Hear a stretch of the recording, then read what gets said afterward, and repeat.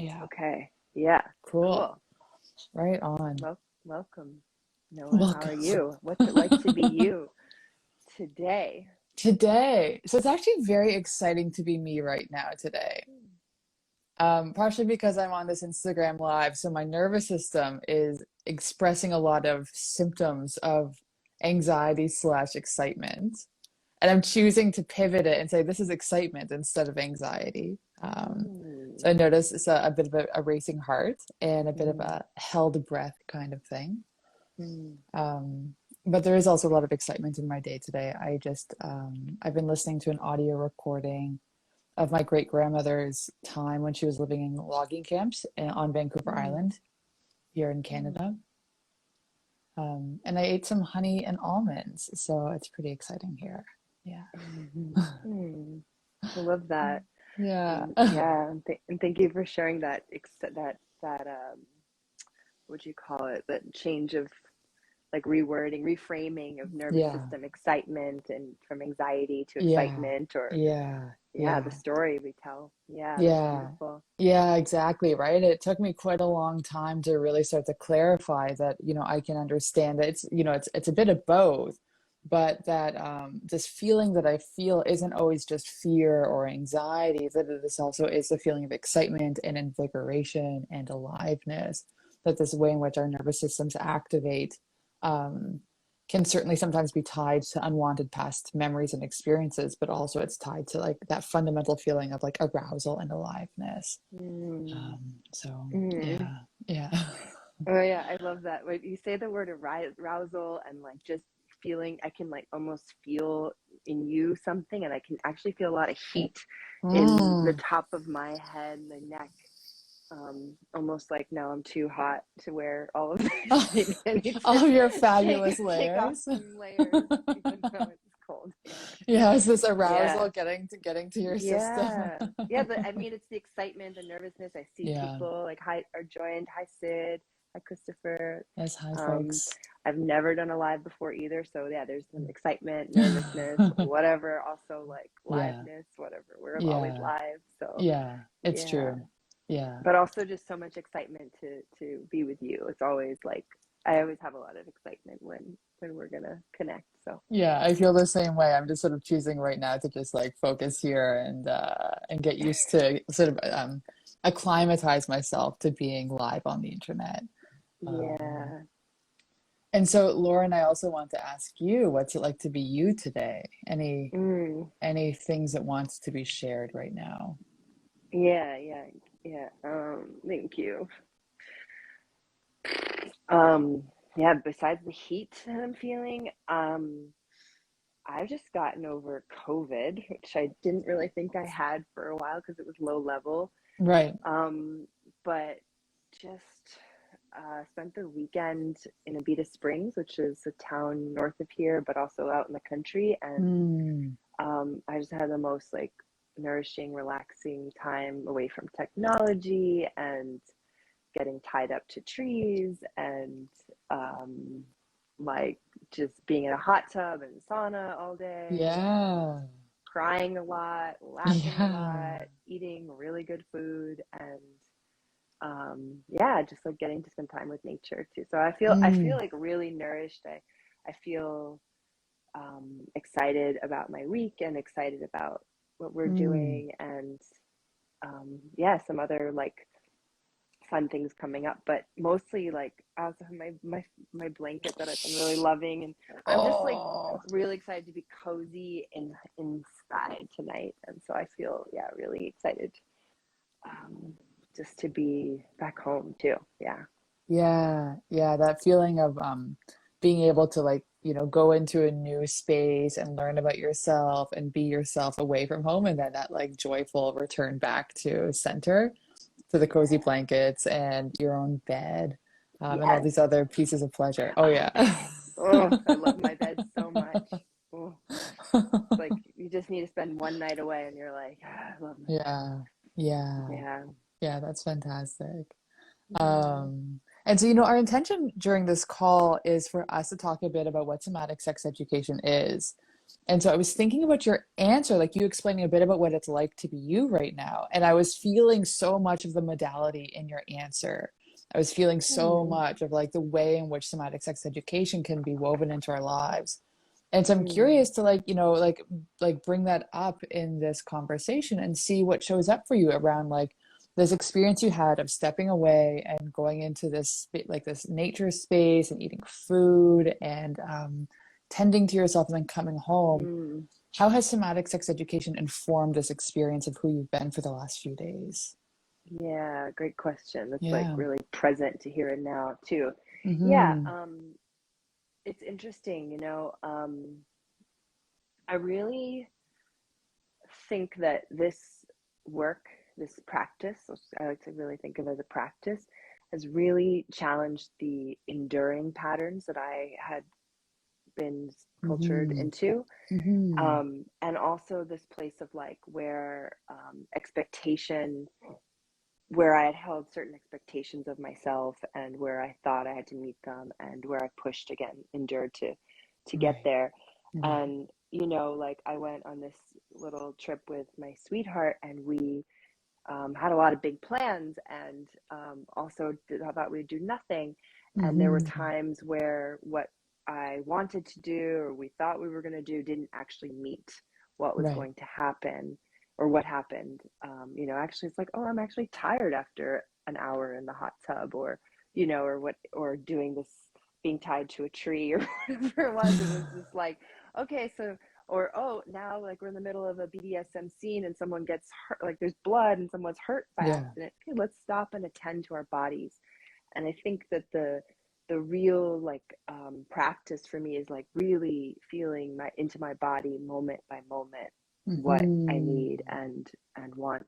And so there was a really beautiful moment, and actually my partner pointed out where I was like, what do I want to do now? And then I just took a moment to Mm-hmm. feel, what do I want to do right now in my body, and what does my body want me to do right now? What can my body, who just got over COVID, my body that needs actually to do less than I think, what Mm-hmm. did it need? And Mm-hmm. so I think there's a lot about this practice that's really connecting the body, not just to what we need sexually, but what do I need emotionally, or Mm-hmm. what do I need spiritually, actually is a really big part of it. And how do I notice the part where noticing where I'm in the enduring, where I'm in the Yeah. like pushing past my limits, Yeah. and um and that nervous system response, I think, like you've said before, is just like the big part of it. And I do Yeah. a lot less than I think, and I get a lot more done actually in the doing less, which is Yeah. the sweet surprise. Yeah, yeah, yeah. A lot of what you said really resonates with me. And I think for me, when I think about my own experiences of stories like that, the biggest magical moment for me is actually having the embodied wisdom that I've been able to learn through somatic sex education to notice where my limit is. Like for me, that's like the real like magic spot where then I'm able to then play within my limits, recognize what I'm interested in, what I'm available for, like what my domain is, and then like follow that and learn how to advocate for that. And the way in which somatic sex education has really helped me is by offering these snack-sized inquiries that, yeah, tend to maybe involve eroticism or touch or relationships, but that can really exponentially radiate into life in any way, right? So whether it's negotiating a BDSM scene, or whether it's deciding like, yeah, like what do I want for breakfast, or how do I Mm, organize my workday? mm. And like how can I then like still do some of these things we still really need to be mindful of around tracking, getting things done and being practical with our time, but being able to like really weave like self-awareness and joy throughout the process. Yeah, which brings like, it's like within those limitations, like it breeds joy. It breeds that Yeah. place of like, oh, well, if I know I don't want to do that, and I know like I'm not going to do that, and that doesn't feel good, then I start to like the body and the spirit and everything starts to relax into this Mm-hmm. is what feels good place. Mm-hmm. Mm-hmm. Yeah. Yeah. It's I And say that, you, I just take a breath. I yeah. feel the like, oh, I feel like, yes, this is what feels good. Like the slow, the like place where it's like, kind of think of it as like not backseat driver, but like my being able to like see from back here almost. That's the image that works Mm. for me. But That's the image that works it's, for you. but I don't know. It's just Yeah. something. For me, it Yeah. feels like reclining into a river and being able to Yes. like, just be in the Oh, river. oh. Which is certainly not a piece of somatic awareness, a piece of body wisdom that I was able to like notice, know what it was, or mobilize myself around Mm, before working with somatic sex education at all, which is something I'm like just infinitely grateful for, because being able to feel those resonant moments, the like leaning mm. back into the river and like floating with what works. Um, like, yeah, it's just been a really profoundly beautiful experience in my own life. Oh, I love that image so much. Yeah, It's just yeah, like already like carries me. yeah. Yeah.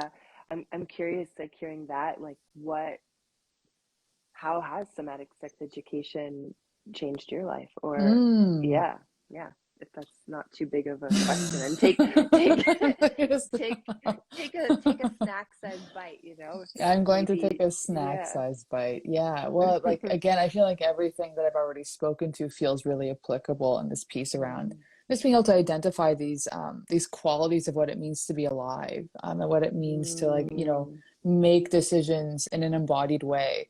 And the word embodied sometimes feels a little buzzy, but there is still some kind of sense of like integrated awareness that really yeah. I became able to have a relationship with once I started practicing the modality of somatic sex education.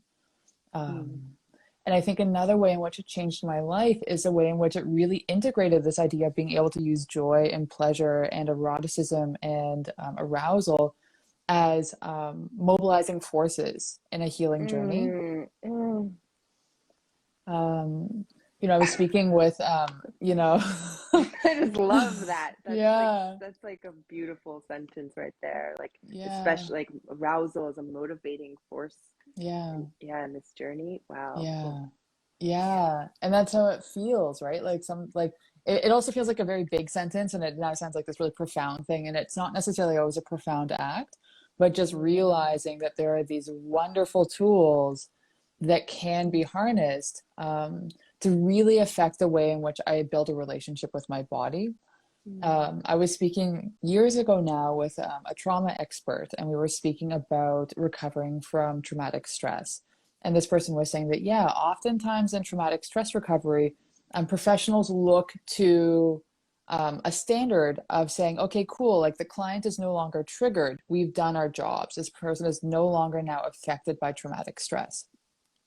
But rarely do professional standards include the conversation that like, okay, but is this client like joyful? Like, is there mm-hmm. something juicy and something filled with aliveness and vigor that this person now has as part of their guiding star? Yeah. And so oftentimes that really informs the way in which I feel quite passionate about somatic sex education, because it's not Mm, just about, say, trauma recovery or like learning how to talk better to your partner, or, tips for touching genitals. It's also very much this thing about being like what fills you with aliveness? Like, how can you really follow your yeah. inner compass? Mm, Using joy and pleasure and arousal as orienting guides. yes. I just like want a Yeah. couple of like breaths and maybe some like shakes Yeah. for that. That's like so good. And yeah, Yeah. otherwise, with how it's changed my life, I think there was also a lot of permissioning, because with somatic sex Mm, education, a really important piece of the modality is talking about the fact that neuroplastic change is like a very real way that we can affect change in our mm, bodies. And it's also about engaging in ongoing practice. I'm totally someone that just loves to think that something will be a good idea and then never actually do anything about it. And somatic sex education really gave me the embodied experience of going like, okay, cool, like I actually have to engage in a practice. And mm, engaging in a practice around cultivating eroticism and pleasure and joy was actually a really wonderful, rewarding experience that I could practice and then practice towards those outcomes. Mm. And that also just feels really juicy. There's a sex educator named Midori that Mm. used to come and do workshops at Come As You Are often. And so, you know, Midori and I would talk about cookies for DOMs was how she always talked about it. Like, what are the cookies for DOMs? And now this is very much how I think about, like, you know, with healing work, healing our relationship with boundaries, healing our relationship with capitalism, healing our relationship Mm. with our own bodies, that, like, you know, pleasure and joy as these cookies for the healing journey. So, Mm. yeah. Yes. Oh, I love that so much. It's like there's so much um, like work in the trauma healing world and even somatics around like, yeah, like recovering back to maybe even homeostasis or Yeah. something. But we don't talk about the like the the place of like, yeah, arousal, joy, Yeah. desire, following that, which Yeah. is like feels so good. And Yeah. and it's interesting, and I love too that you're making really addressing it as like a practice too, and something that like, you know, it can be learned, it can grow, and the more you practice it, it grows. The Yeah. neuroplasticity, like we start to, Yeah. yeah, it grows. and and it's interesting because like I think when I started this work and this practice, I think I didn't really understand that like how much suffering uh like I really like had become good at. Like I've become really good at suffering. And the thing is like I didn't really know also then what really embodied joy and like embodied Yeah. desire, feeling good really was. Like I Yeah. didn't really even know because I didn't have that in my body. Um yeah, and I think, yeah, I'm just curious like maybe, yeah, ooh, I'm gonna like get into even bigger questions now, um, but I won't. But I'm gonna reel it Yeah. in for the gram. I want to see if maybe anyone else has a question. Actually, if Ooh, there's yeah. people watching or Yeah. listening that have questions, you feel free to write it in. I have so many Please. questions. Like Yeah. I could geek out with you for a long time about all of this. Um, and I love like cookies. I love all these like sort of idea that like too that what we practice, how we practice in our sexuality or our intimate lives, if you will, is also kind of mirrored in our Yeah. the rest of our lives. And so to me, it's like this place where not just like you said, not just talking about it or learning how to like access a skill or communication pattern necessarily with our partners or ourselves is what does it, but it's also noticing how we are aroused and how we Yeah. access our desire and our Yeah. joy. Yeah. Yeah. Yeah, 100%. Yeah, I want to rip so yeah. hard about that too. And I'm really reeling it in right now. It's like, I Reel it in. agree. I agree. Yeah, yeah. Well, maybe we can end then with maybe like one question that sort of tips on it is just around your work, and which I had in the Mm. beginning, which is what is the juiciest, hottest part of your job as a somatic sex educator? Oh, Is that oh my really? gosh. Oh my gosh, I want you to go first. Oh, okay, okay. Yeah. That's fair. That's fair. I asked the question. Okay, okay. The juiciest, hottest part about my job. Yeah. Wow, it feels, I know. yeah, It's it's a like a hard one to question. answer. It's, yeah, it's amazing. Like part of me wants to like cry a little bit. There's like, Your feelings are um, really welcome here. thank Yeah. you.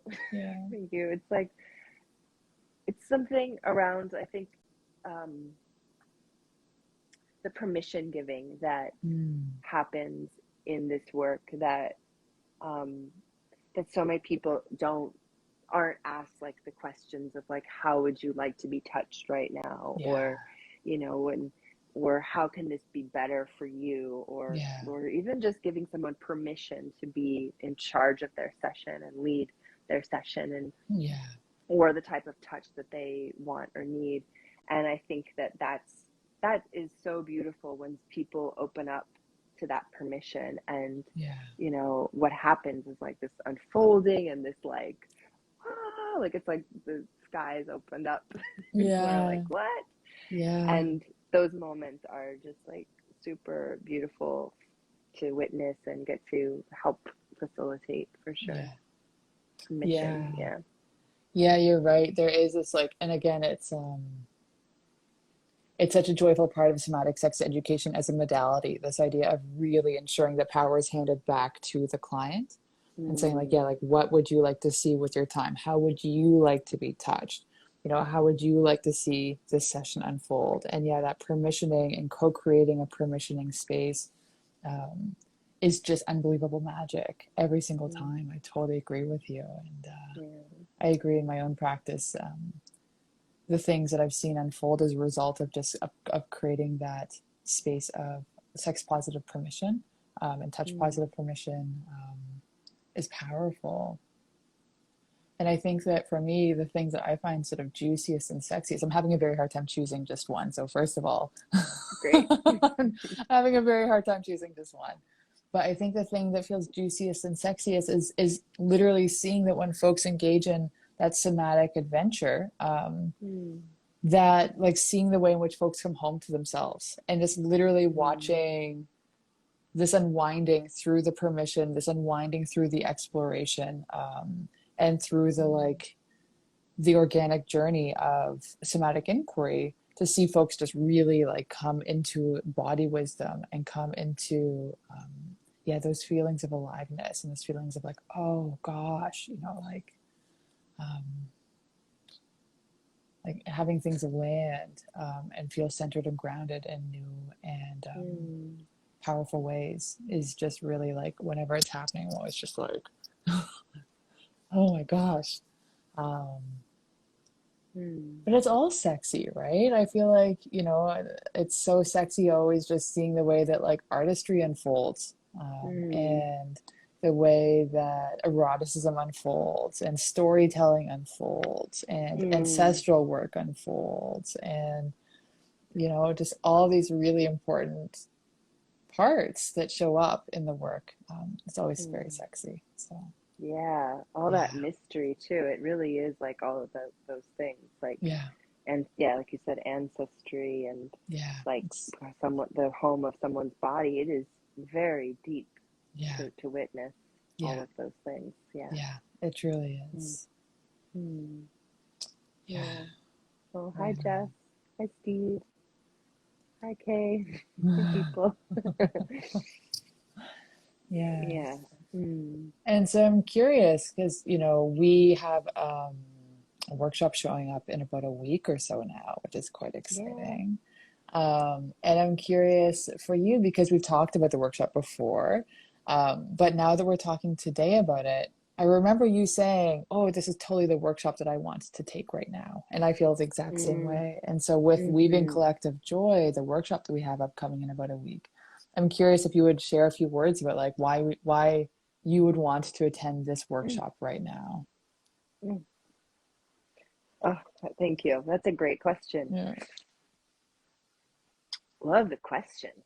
Like, could we just get like a thank you for like great questions? Like to live in the question, you know? Like, oh, um, I love good questions. I really do. Mm, Um, why do I want to take this workshop right now? yeah. I, um,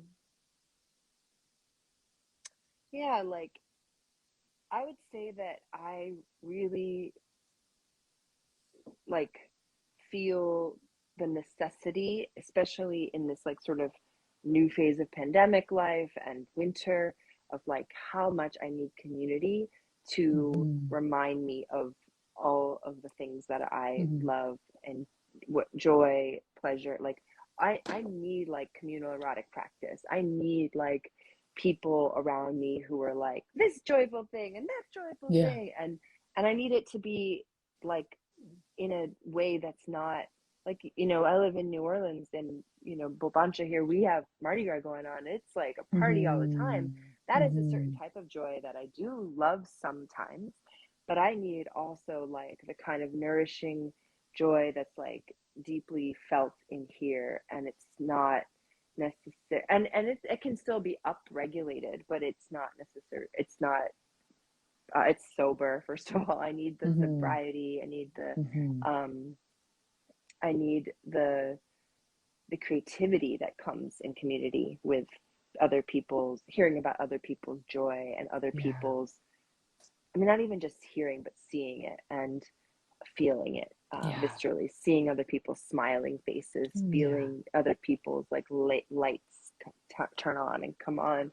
Yeah. Um, and so do I need that now? Yeah, I think like in the winter, I think I need it in the pandemic life, and I need it all the time, really. But Yeah. yeah, it's also just such potent practice to keep it up. And since you and I've started to craft this workshop and even just talk about it, um, it's become such a gift that I've really have like sparked a lot of joy in my life, and had me Mm-hmm. like go after like that weekend in the woods, or like continue to like call in and actualize my desires more Yeah. and more. And so I'm just really grateful for all of that.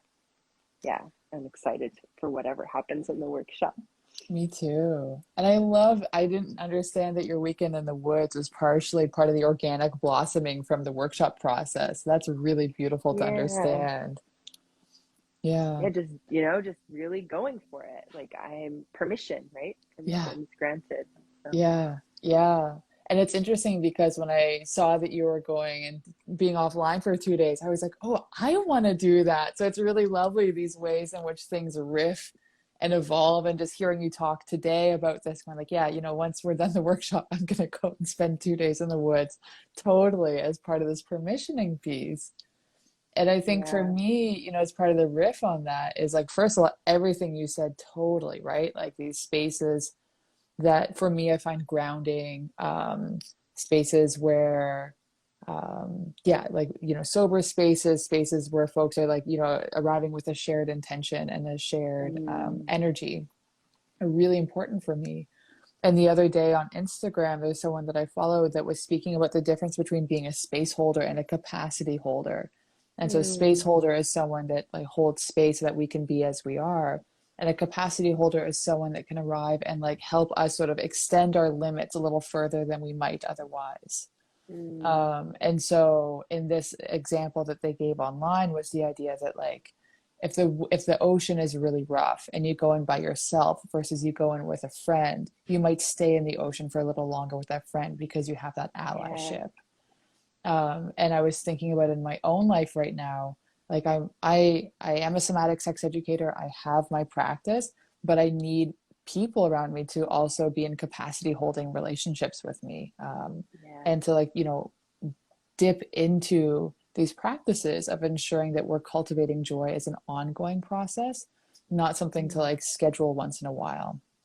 yes. Um, and so it's something like certainly I'm arriving as a facilitator, and I'm certainly arriving with the intention of like offering a skill set and offering tools, but I'm also arriving as a human being that's just like, I really want to be in a joyful, capacity building relationship with other folks right Mm, now. mm. Oh, Yeah. it Yeah. just like really excites me. Like, oh, I love it so much, because it's just like, yes, like I need to hear those words, because I also, like, I am human. We are human beings, Yeah. and we Yeah. need like the each other to fuel off these really basic, it's not, this is our these are basic needs to Yeah. have joy in our lives, Yeah. and Yeah. we need each other to really help remind us of that practice and continue to Hmm. build. I love that capacity building. Yeah. Yeah. Oh, Yeah. Yeah. so beautiful. Yeah. Yeah. So yeah, that's a little bit about there's many reasons why I'm excited and I'd be attending this workshop if I weren't facilitating it, but that is Yeah. certainly one of them. Yes. Oh, Yeah. beautiful. I can't wait to Yeah. dive in with you and continue to practice with you, continue to build with you. And yeah, and I love to just name that there's the practice that happens even in the distance. Like, you and I live far, far from each Yeah. other, and actually never met in person. I Ah, know. I wow, it's wild. know. how I much can know. happen though. I really do feel such a connection and feel so uplifted by your practice and the joy you Hmm. bring in the world. So Hmm.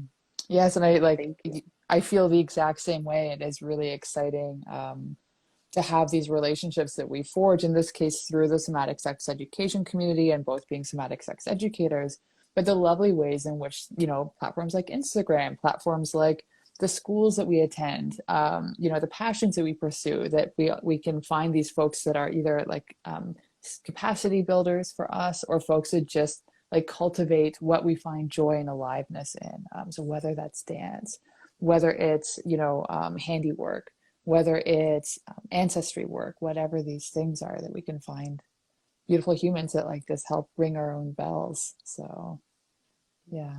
Mm. Mm. Mm-hmm. So yeah, thank you so much for joining me in this little Mm-hmm. experiment of Instagram Yes. Live and Yes. going into it.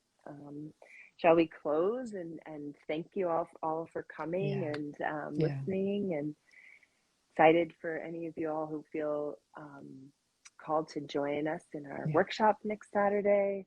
There's info Mm-hmm. on both of our pages about Yeah. it. Yeah. And also, you're Love more to than have you. welcome to send a message if you have questions about the workshop or about somatic sex education. I guess I can only speak for myself, but I'm sure that Lauren also welcomes messages as well. So, Yeah. yeah, yeah, Mm. no, thanks so much for joining us in this wonderful scientific Instagram Live science experiment that we've been doing. And like I, for one, am feeling much more. Feeling like a much greater connection with eroticism, even just for having had this little conversation, and feeling that thing of like, right, yeah, I'm more than the robot of, systems, and more than the robot of some of the more practical things that showed up in my day today. So yeah. Yeah. Yeah. I'm feeling it. My pelvis Your pelvis, talking. yeah. I'm Yeah, seeing your pelvis talk right now. it's excited. Yeah. Mm. Awesome. Well, thank you so much. And Thank you so much. perfect. Okay. Mm. Until next time. Maybe a little wiggle Oh, goodbye. yes. If Okay, good. anyone That's who good. wants to join us, and maybe a little wiggle of your pelvis Yeah, here. a little shoulder And wiggle. Um, a little wiggles.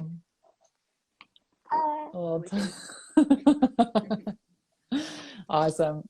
Great. Have a All right, great night. everyone. Thank you. Take care. Bye. Bye.